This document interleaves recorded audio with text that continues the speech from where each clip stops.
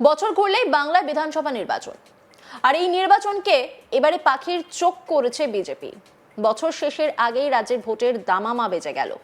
বাংলায় বিজেপির শীর্ষ নেতৃত্বদের আসা যাওয়া শুরু হয়ে গিয়েছে। শনিবার রাজ্যে এসেছেন প্রধানমন্ত্রী নরেন্দ্র মোদী, আর এসেই নদিয়ার তাহেরপুরে তার জনসভা।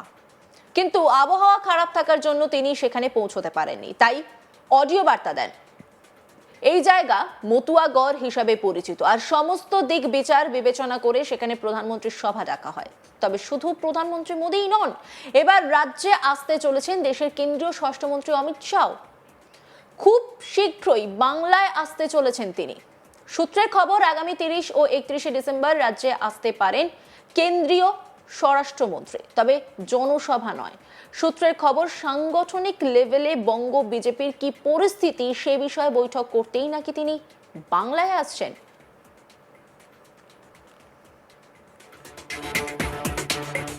আর এই গোটা বিষয় নিয়ে একটি রিপোর্ট তুলে ধরেছেন আমার কলিগ অনির্বাণ সিংহ রায়। দেখব।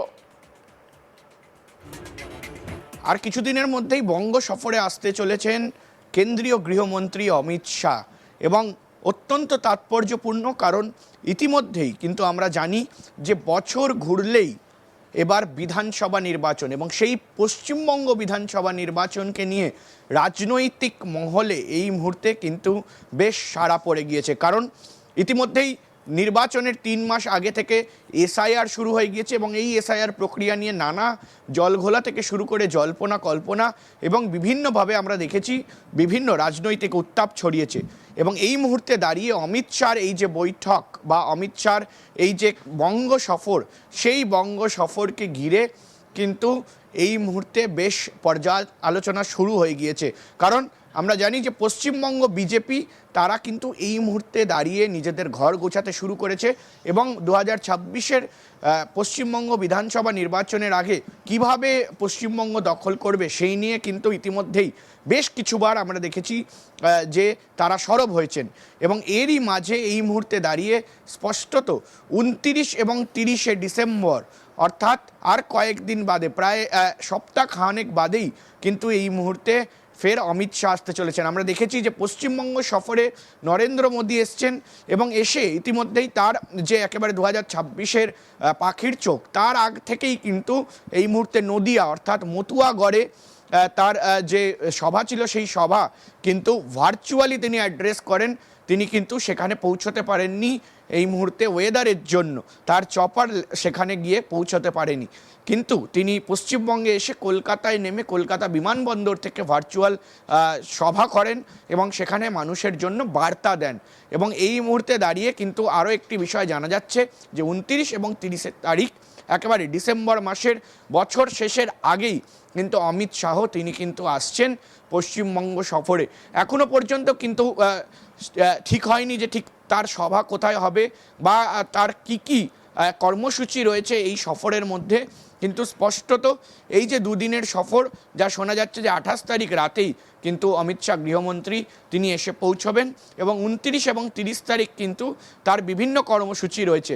সেখানে আমরা জানি যে সাংগঠনিক স্তরে কি আপডেট রয়েছে, কিভাবে সংগঠনকে সাজানো হচ্ছে, বুথ স্তরে কিভাবে একেবারে কাজ হচ্ছে, সেই সব বিষয়গুলো সূত্র মারফত জানা যাচ্ছে যে তিনি জানতে চান এবং জানতে চেয়েছেন। এবং সেই বিষয়গুলো নিয়েই কিন্তু রাজ্য কমিটি এবং তার পাশাপাশি রাজ্যের একেবারে বলা যায় যে বিরোধী দলনেতা শুভেন্দু অধিকারী থেকে শুরু করে রাজ্য বিজেপির সভাপতি শ্রমিক ভট্টাচার্য এবং বাকিদের সঙ্গে তিনি কিন্তু বৈঠক করতে চলেছেন। এবং সেই বৈঠকের পরই কিন্তু জানা যাবে যে ঠিক কী কারণে, কী রণকৌশলে এই মুহূর্তে অমিত শাহ পশ্চিমবঙ্গ সফরে আসছেন। অন্যদিকে আজকে প্রধানমন্ত্রী নরেন্দ্র মোদীর সভা ছিল। তৃণমূল কংগ্রেস মোদীর বিরোধিতা করে করুক, কিন্তু আমি বুঝতে পারছি না বাংলার বিকাশকে কেন আটকানো হচ্ছে। মোদীর বিরোধিতা করে বাংলার জনতাকে দুঃখী করবেন না, অধিকার থেকে বঞ্চিত করবেন না, তাদের স্বপ্ন ভাঙবেন না। বাংলার জনতার কাছে হাত জোর করে বলছি, বিজেপিকে একবার সুযোগ দিয়ে দেখুন, ডাবল ইঞ্জিন সরকার এনে দেখুন কত তাড়াতাড়ি বাংলার উন্নতি হয়। কি বলেছেন প্রধানমন্ত্রী নরেন্দ্র মোদী, শুনবো। हेलीकॉप्टर उतरने की स्थिति नहीं थी, इसलिए मैं आपको टेलीफोन के माध्यम से संबोधित कर रहा हूं। मुझे ये भी जानकारी मिली है कि रैली स्थल पर पहुंचते समय खराब मौसम की वजह से भाजपा परिवार के कुछ कार्यकर्ता रेल हादसे का शिकार हो गए हैं। जिन बीजेपी कार्यकर्ताओं की दुखद मृत्यु हुई है, उनके परिवारों के प्रति मेरी संवेदनाएं हैं। जो लोग इस हादसे में घायल हुए हैं, मैं उनके जल्द स्वस्थ होने की कामना करता हूं। दुख की इस घड़ी में हम सभी पीड़ित परिवारों के साथ हैं। साथियों, हमारी सरकार का निरंतर प्रयास है कि पश्चिम बंगाल के उन हिस्सों को भी आधुनिक कनेक्टिविटी मिले जो लंबे समय तक वंचित रहे हैं।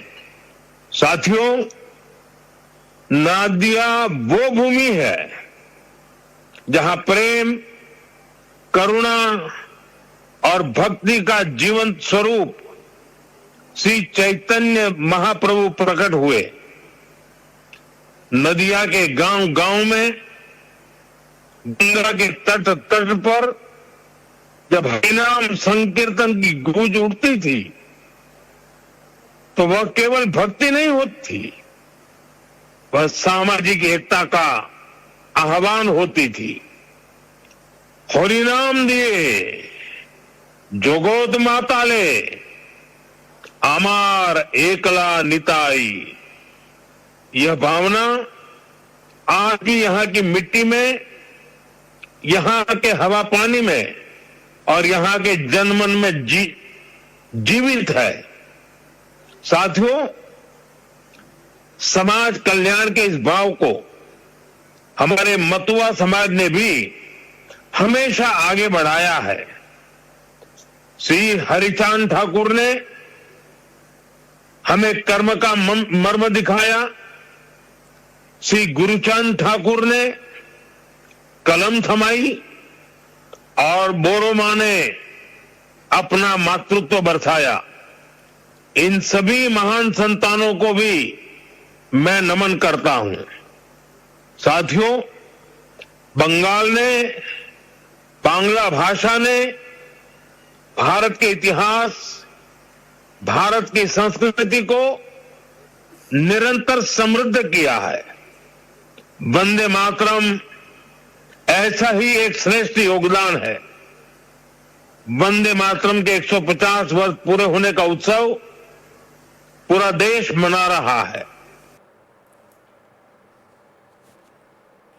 অন্যান্য খবরের আপডেটের জন্য অবশ্যই নজর রাখুন আজ তাক বাংলার ইউটিউব স্ট্রিমিংয়ে। লাইক, কমেন্ট, শেয়ার এবং সাবস্ক্রাইব করতে ভুলবেন না।